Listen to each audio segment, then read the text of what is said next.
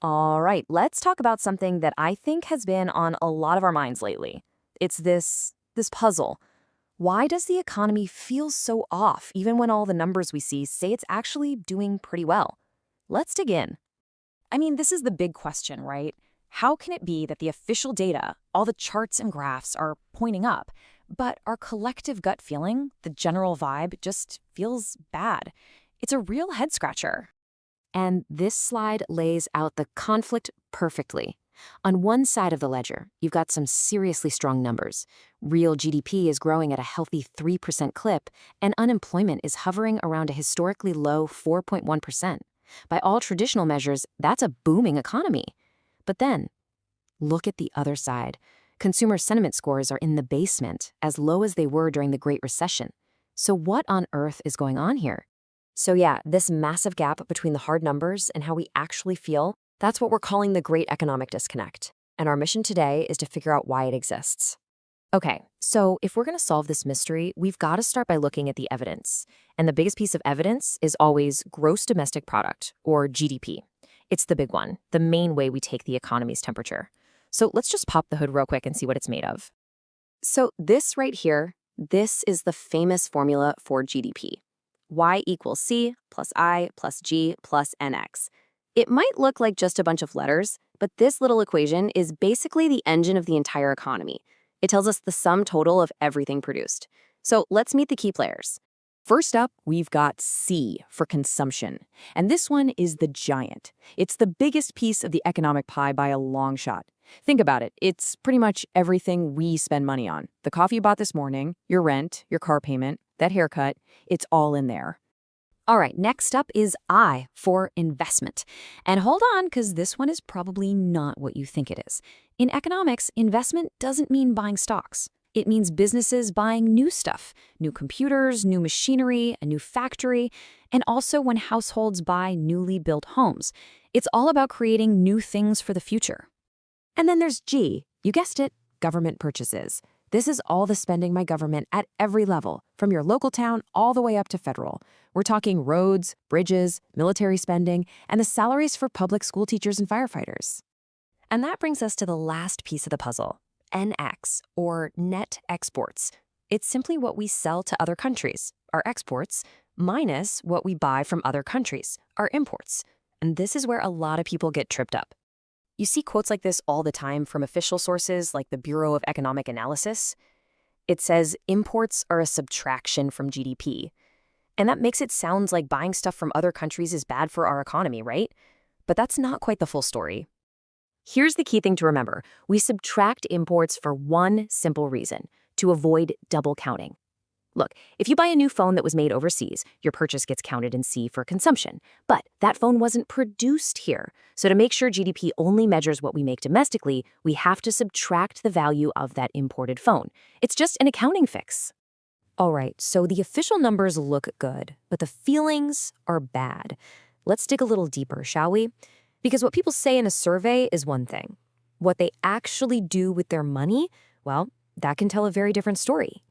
You'd think if everyone felt so gloomy, they'd be clutching their wallets, right? But check this out.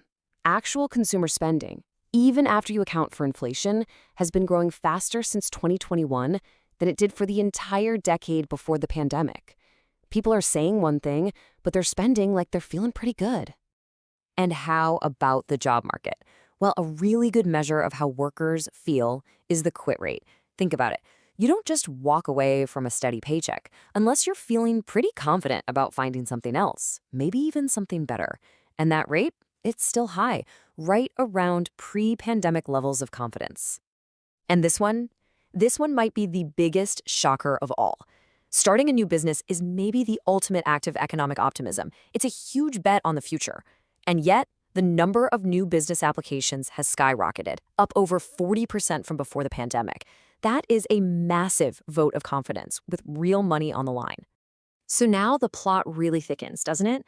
The data is strong. People's actions, their spending, their job quitting, their business starting, all point to confidence. But the feelings are still in the tank. So what gives?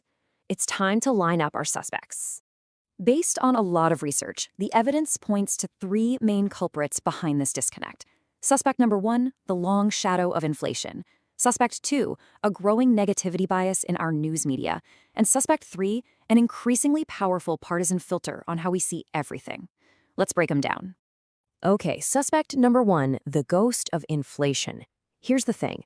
Even when inflation, the rate prices are going up, cools down, the new, higher level of prices sticks around. We still remember what a gallon of milk or a tank of gas used to cost. That sticker shock creates a psychological scar that can take a really, really long time to heal.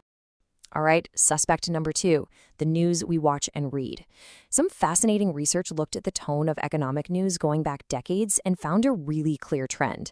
Since the 1960s, the reporting has gotten more and more negative, even for the exact same set of economic facts. So if we're constantly hearing that things are bad, it's pretty natural to start feeling that way. And that brings us to our final suspect, and it's a big one: good old-fashioned politics. We all know that who's in the White House has a huge effect on how people say they feel about the economy. But here's what's really interesting. This bias doesn't affect everyone equally. And this is where it gets really interesting. It turns out this bias isn't a 50-50 split. Researchers have found that Republicans' partisan bias in these surveys is about 2.5 times stronger than Democrats. As the researchers put it, they tend to cheer louder and boo harder. So depending on who's in office, this asymmetrical effect can actually pull the entire national average sentiment up or down. Okay, we've looked at the data, we've seen how people are acting, and we've interrogated the suspects. So what's the verdict? How do we put all these pieces together? So here's what it all boils down to. First, the economy isn't just one thing. It's a mix of hard data and our own perception. Second, sometimes our actions, where we spend our money, tell a more honest story than our words. And finally, that perception we have isn't created in a vacuum. It's powerfully shaped by the lingering sting of inflation, the stories the media tells us, and yes, our politics. So let me leave you with a question to think about for yourself. When it comes to your own view of the economy, what's in the driver's seat? Is it the hard data, the headlines you read, or is it just your gut feeling? Answering that might just be the key to understanding your own part in this great economic disconnect.